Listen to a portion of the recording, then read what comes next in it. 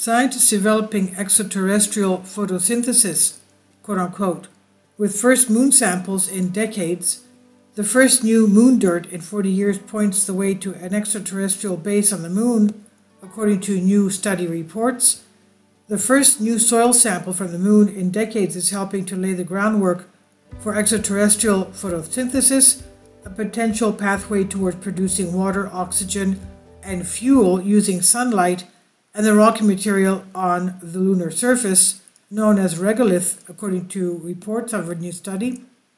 The concept is part of an array of emerging research into living off the lunar land as nations such as the US and China prepare to send humans to the moon and potentially beyond in the coming decades. In anticipation of these missions, scientists are devising new techniques to use the available materials on alien surfaces for life support, fuel, and infrastructure, a process called in situ resource utilization, or ISRU for short, instead of hauling supplies from Earth, which would take up valuable space and weight on crewed spacecraft. Now researchers led by Yingfang Yao, a scientist at Ningjiang University, have tried out one of these methods on real lunar regolith. The team was able to test a potential strategy to build an ISRU system that can accommodate the extreme lunar environment using soil returned from the moon by Chang 5's mission of China, which in December 2020 became the first mission to bring lunar samples back to Earth in more than 4 decades, according to a study published on Thursday in the journal Joule. Quote, long-term survival on the moon shall be the first milestone towards the long march of manned deep space exploration, unquote, the team said in the study. They said maximizing the utilization of in situ lunar resources, including extreme environmental temperatures of minus 173 degrees Celsius to 127 degrees Celsius, strong solar irradiation could help us build an extraterrestrial base on the moon for life-supporting and spacecraft launch manufacturing purposes, they said.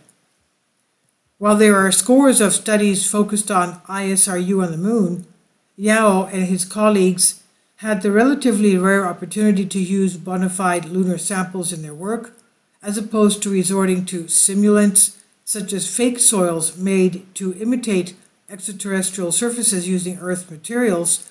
The team study is also unusual in its pursuit of a process that would not rely on any energy sourced from Earth and would run only on resources available on the moon, which they call a zero energy consumption life support system.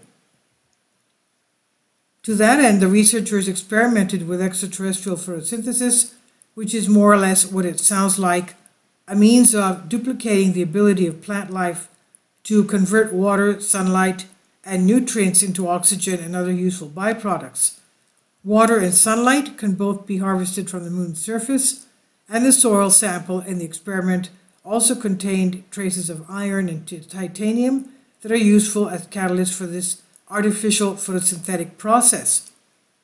Meanwhile, excess water vapor and carbon dioxide gas could also be sourced from breathing equipment used by astronauts on the moon. With those basic materials, the team was able to produce a photosynthetic process by electrolyzing water into oxygen and hydrogen and combining carbon dioxide with hydrogen to make methane fuel, all while only using solar energy as a power source. While the study offers a promising roadmap to lunar life support, the team cautions that the current catalytic performance from the Chang'e 5 lunar sample cannot fully satisfy the requirement of extraterrestrial survival, according to the study. That said, Yao and his colleagues added that significant improvement could be achieved via structure optimization, morphological modification, and composition engineering of the lunar sample in the future. Compared with catalysts on Earth, lunar soil or components extracted from lunar soil as a photocatalyst for splitting water on the moon can greatly reduce the load and cost of spacecraft, the researchers said in the study. Chang'e 5 sample provides us a great opportunity to study the lunar soil from the extraterrestrial photosynthesis catalytic perspective. Based on this system, we can realize a zero energy consumption, environment and life support system, and truly support lunar exploration, research and traveling, the team concluded. And this is on Vice by Becky Ferreira. Please leave your comments. Thank you for your support. Kindly support my Patreon account. The daily posts are 5 videos daily, and they are totally different from what I have on my YouTube channel. Thank you so much for your support and that you find all my content so interesting. You'll find the Patreon account details in the description box below.